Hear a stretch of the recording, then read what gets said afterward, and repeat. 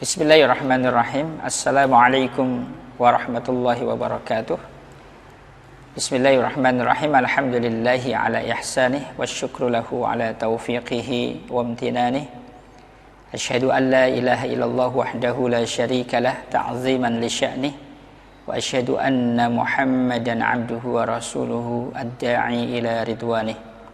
Allahumma salli wa sallim ala nabiyyina Muhammadin wa ala alihi wa ashabihi wa ikhwanih. Bapak Ibu kaum muslimin muslimat rahimani wa rahimakumullah.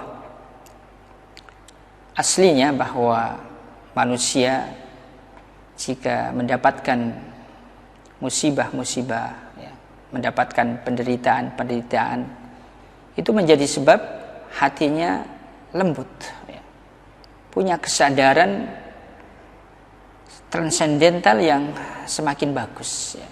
Makanya orang yang sedang terjepit masalah, musibah-musibah, tanpa disuruh, dia akan mendekat kepada Tuhannya. Dia akan mendekat kepada Allah Subhanahu wa Ta'ala. Allah memberikan satu ilustrasi di dalam ayatnya, surat Luqman ayat nomor 32.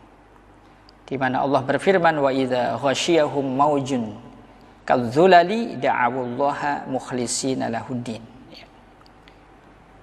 Dan apabila manusia yang berada di kapal, yang sedang berlayar di tengah lautan yang luas dan dalam, dihadapkan dengan ombak yang besar, setinggi gunung, di mana orang-orang yang berada di kapal itu memastikan kapalnya akan tenggelam, pasti da'awullaha mukhlishina lahuddin.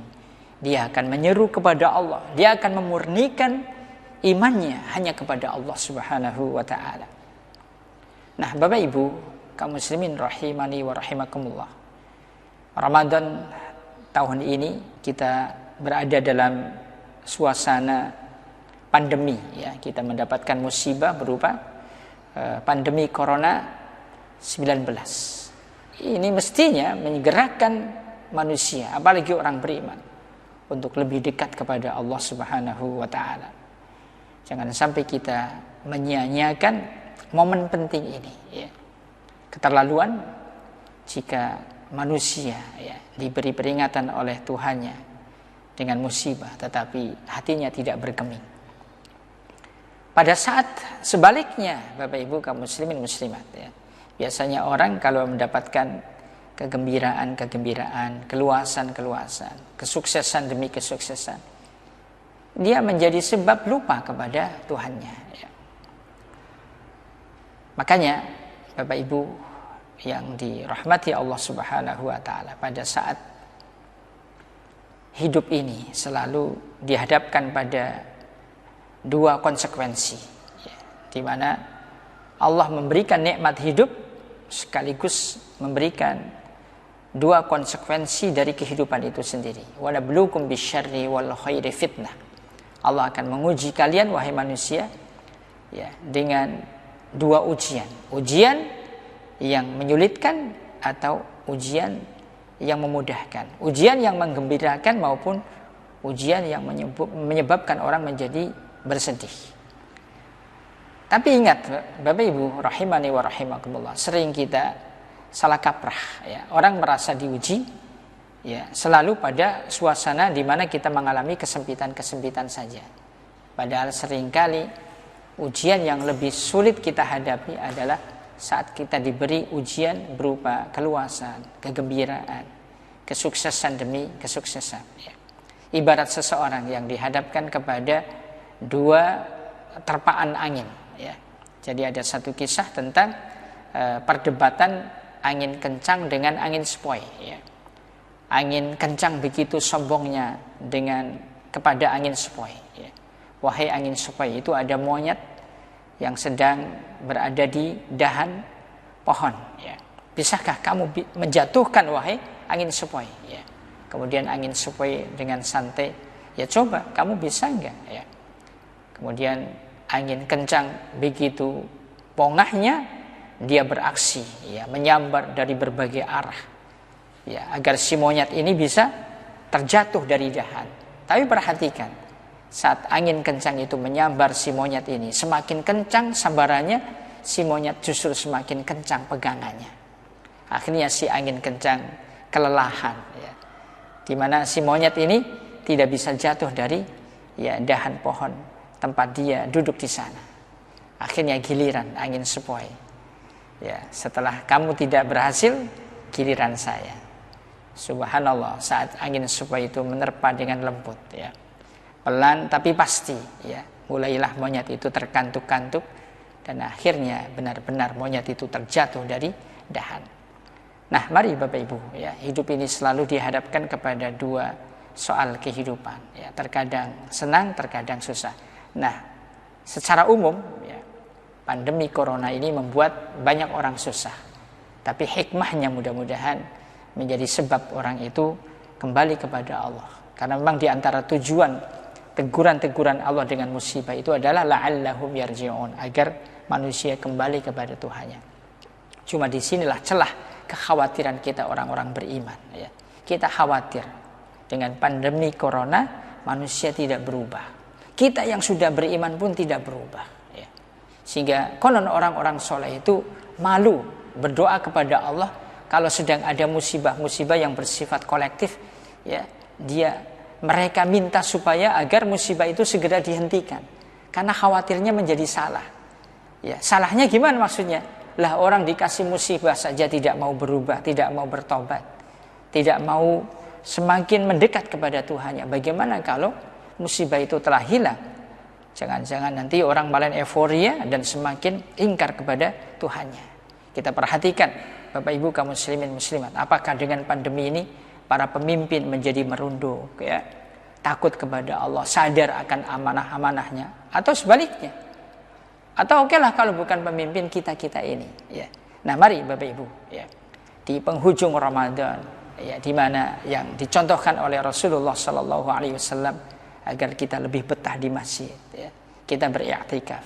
Nah, saat ini kita beriktikaf di rumah, insya Allah pahalanya tidak berkurang sama sekali. Kenapa? Karena ada alasan syar'i, ya. Ya. Tapi yang keterlaluan adalah ketika kita diberi kesempatan di rumah, ya, tidak perlu berrepot-repot ke masjid, melangkah ke masjid, kok kita malah hanya tidur-tidur saja, nyantai-nyantai saja. Ini yang musibah ya tadi, ya. Jadi kita khawatir, ya, kalau pandemi ini lebih panjang lagi, kalau di antara kita orang-orang yang beriman, ya, tidak segera untuk bertaubat kepada Allah, tidak segera untuk punya semangat mendekat kepada Allah Subhanahu wa taala. Kalau yang beriman saja begini, bagaimana yang tidak beriman, ya. Nah, Bapak Ibu kaum muslimin muslimat rahimani wa rahimakumullah. Fafirru ilallah. Itu seruan. Seruan dalam Al-Qur'an surat Az-Zariyat agar kita lari cepat menuju Allah. Dalam keadaan semacam ini adalah hal yang sudah sangat lazim. Ya.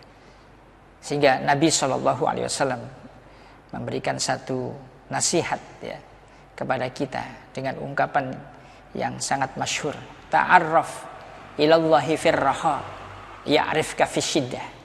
Jadi manusia itu diajari untuk mengenal Allah, mendekat kepada Allah itu justru pada saat roha, ya. Roha itu adalah kelapangan, kebahagiaan, kesuksesan.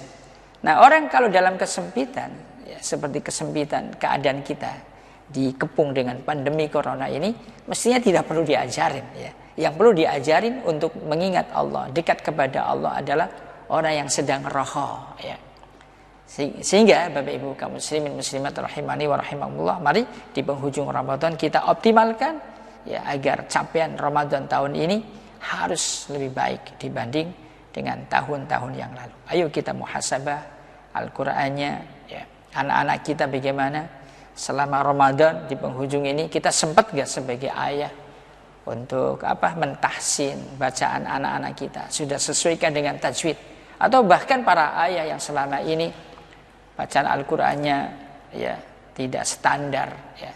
Mestinya di bulan Ramadan di tengah-tengah pandemi ini lebih spesifik untuk mau belajar, ya. Saya kira sekarang banyak sarana, bisa melalui channel-channel YouTube kita belajar tahsin kepada ustadz ini, ya, dan seterusnya, termasuk, ya, ibu-ibu, ya, sebagai madrasah yang pertama bagi anak-anak, ya, di tengah musibah pandemi corona Ramadan ini mudah-mudahan menjadi lebih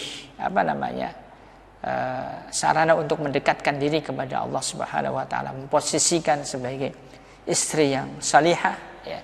Para ayah bisa memposisikan sebagai iman, ya, sebagai imam yang baik, yang punya visi ke depan, ya, secara konsisten. Kemudian juga anak-anak kita mudah-mudahan dengan kedekatan yang lebih intens, ya, di Ramadan tahun ini menjadi sebab anak-anak lebih terpantau dan kelak menjadi generasi yang unggul, menjadi generasi yang salih dan salihah. Ya, terima kasih. Subhanakallahumma wa bihamdika asyhadu an la ilaha illa ant astaghfiruka wa atubu ilaik. Wassalamualaikum warahmatullahi wabarakatuh.